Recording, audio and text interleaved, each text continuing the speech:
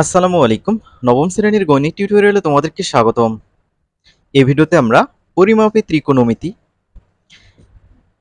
এই অধ্যায়ের অনুশীলনীর 4 এবং 5 নম্বর অঙ্ক সলভ করব।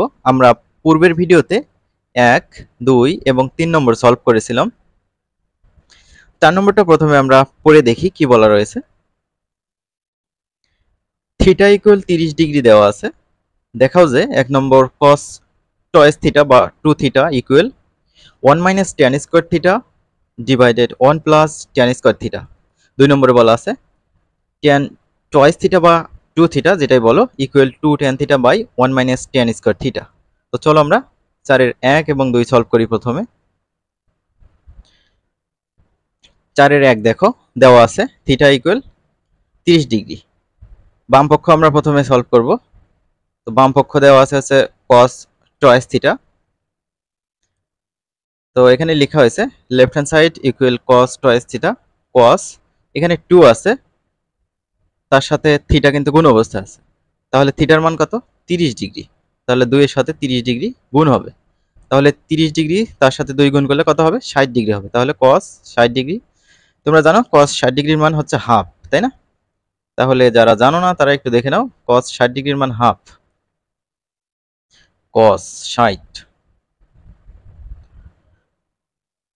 60 ডিগ্রির মান হাফ। তো হাফ বের হলো left hand side, right hand সাইডেও হাফ বের হবে। তো দেখো right hand side equal 1 minus tan square theta ভাগ 1 প্লাস tan স্কয়ার থিটা। তো এটাকে আমরা এভাবে লিখতে পারি 1 minus tan theta whole square ভাগ 1 plus tan theta whole square, এভাবে লেখা যায়। তারপর পরের লাইন 1 মাইনাস tan থিটার জায়গায় আমরা 30 ডিগ্রি দিয়েছি হোল স্কয়ার ভাগ 1 প্লাস tan থিটা, থিটার জায়গায় আমরা 30 ডিগ্রি দিয়েছি হোল স্কয়ার। এ পর্যন্ত গেল। তারপর দেখো 1 মাইনাস tan 30 ডিগ্রির মান কত? tan 30 ডিগ্রির মান হচ্ছে 1/√3, তার উপরে হোল স্কয়ার দেওয়া হয়েছে।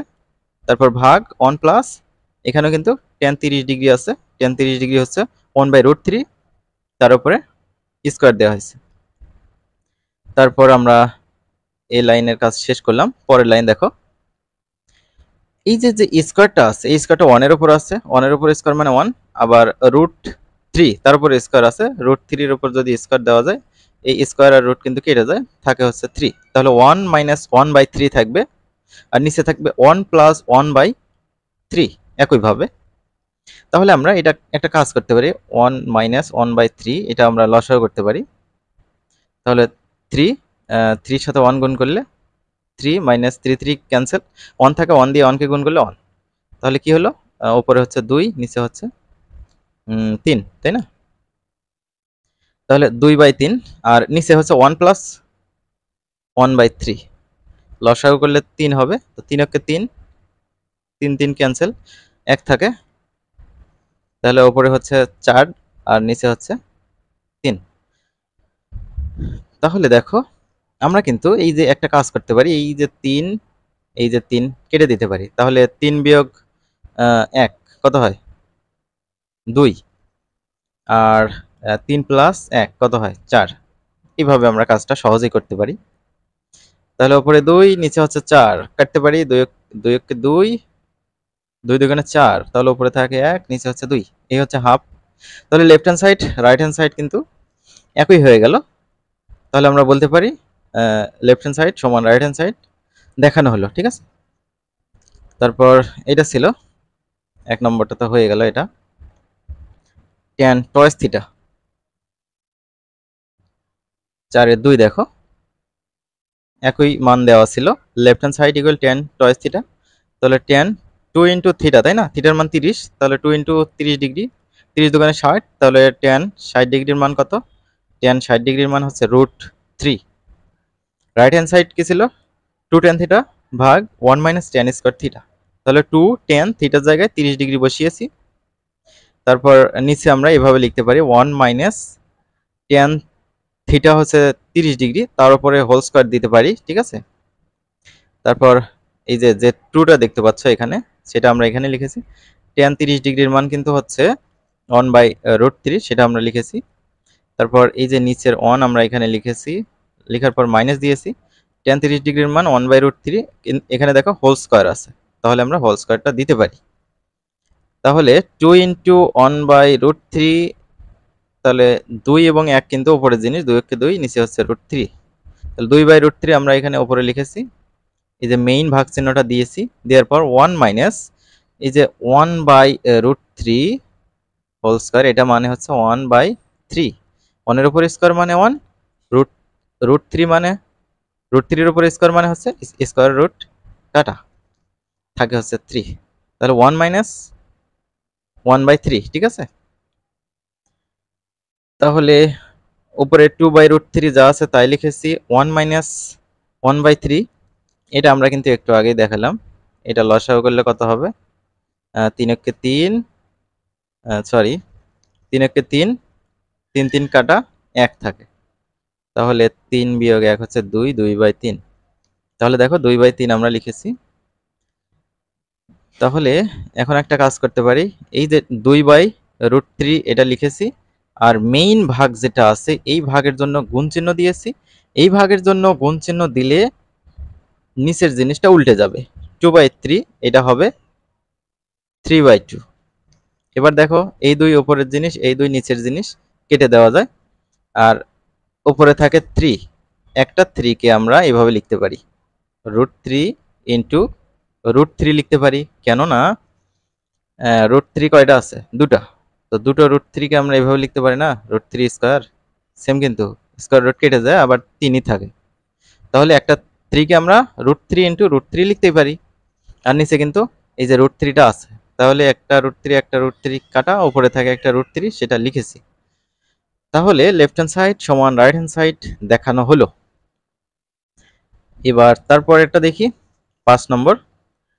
এখানে বলছে একটি গাছের পাদদেশ হতে, অর্থাৎ গাছের গোড়া থেকে 15 মিটার দূরে ভূতলের কোন বিন্দুতে গাছের শীর্ষবিন্দুর উন্নতি কোণ 60 ডিগ্রি হলে গাছটির উচ্চতা নির্ণয় করো। প্রশ্ন যদি না বুঝতে পারো সমস্যা নাই, আরো ক্লিয়ার হবে উত্তরটা দেখলে। দেখো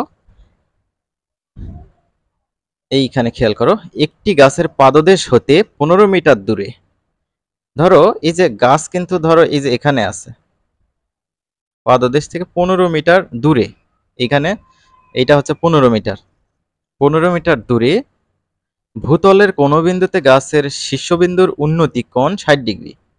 তাহলে উন্নতি কোণ কত ডিগ্রি? এটা 60 ডিগ্রি, আমরা 60 ডিগ্রি দিয়েছি। গাছটির উচ্চতা নির্ণয় করো। তো এই তো হচ্ছে গাছ, গাছটির উচ্চতাকে আমরা এইচ ধরেছি, ঠিক আছে। তাহলে আমরা এটা জানি যে এটা সমকোণী ত্রিভুজ, এটা হচ্ছে থিটা বা 90 ডিগ্রি। তাহলে দেখো, মনে করি গাছের উচ্চতা এসি সমান এইচ মিটার। এখানে গাছের পাদদেশ সি থেকে 15 মিটার দূরে ভূতলস্থ বি বিন্দুতে গাছের চূড়ার উন্নতি কোণ কোণ এ বি সি, অর্থাৎ এই যে ভিতরেরটা কোণ নির্দেশ করে, ঠিক আছে। এই যে বি, বি কিন্তু কোণ এ বি সি সমান 60 ডিগ্রি এবং বিসি সমান 15 মিটার, অর্থাৎ বি থেকে সি এই দূরত্বটা 15 মিটার। তাহলে আমরা লিখতে পারি ত্রিভুজ এ বি সি সমকোণী ত্রিভুজ থেকে পাই, যেহেতু আমাদের এই যে উচ্চতা বের করতে হবে আর আমাদের হচ্ছে ভূমি দেওয়া আছে, তাই না। তাহলে ভূমি এবং উচ্চতার সাথে সম্পর্ক আছে এমন কোন ছন্দ কি আমরা জানি? আমরা কিন্তু পূর্বের ভিডিওতে তোমাদের দেখিয়েছিলাম, ভূমি আর উচ্চতা, উচ্চতা তো লম্ব, ভূমি আর লম্বর সাথে সম্পর্ক আছে tan এর। তাহলে আমরা এই ছন্দটা কাজে লাগাতে পারি। মনে রাখবে তোমরা এই তিনটা ছন্দ, টেরা লম্বা ভূত। এই যে টতে হচ্ছে tan, আর লতে হচ্ছে লম্ব, আর ভতে হচ্ছে ভূমি। আর tan থিটা মানে লম্ব বাই ভূমি, cot থিটা মানে এর উল্টাটা, ভূমি বাই লম্ব, ঠিক আছে। তাহলে tan থিটা মানে লম্ব বাই ভূমি, এটা আমরা কাজে লাগাবো। তাহলে দেখো tan থিটা মানে হচ্ছে এই যে কোণ এ বি সি ইকুয়াল লম্ব বাই ভূমি, লম্ব হচ্ছে এসি এই যে এটা, ভূমি হচ্ছে এই যে এটা বিসি, সেটা আমরা এখানে লিখেছি। তাহলে tan এই যে কোণ এ বি সি মানে হচ্ছে এই যে বি কোণটা 60 ডিগ্রি, যেটা আমরা এখানে লিখলাম, tan 60 সমান এসির মান হচ্ছে এইচ, সেটা আমরা এখানে লিখেছি, আর বিসির মান হচ্ছে 15, সেটা আমরা এখানে লিখেছি। tan 60 ডিগ্রির মান √3, সেটা আমরা লিখেছি। এর নিচে একটা 1 কল্পনা করতে পারি, আর গুণ করব, এই কারণে দেখো এই যে 1 এর সাথে এই কোণা গুণ করব, কত হবে? এইচ এর সাথে 1 গুণ করলে এইচ হবে, তো আরেক কোণা গুণ করে সমানের আরেক পাশে রাখবো, 15 এর সাথে √3 গুণ করলে 15 √3 হবে। তো এইভাবে উত্তরটা রাখতে পারো, আবার ক্যালকুলেটরের সাহায্যে এটা পয়েন্ট আকারে নিতে পারো। 15√3 এসডি 25.98। দেখো এইচ ইকুয়াল 25.98 মিটার, এটা হচ্ছে আনসার। তো আশা করছি তোমাদের ক্লিয়ার হয়েছে। চাইলে একটা স্ক্রিনশট নিতে পারো। আমরা পরবর্তী ভিডিওতে পরবর্তী অঙ্কগুলো আলোচনা করব ইনশাল্লাহ।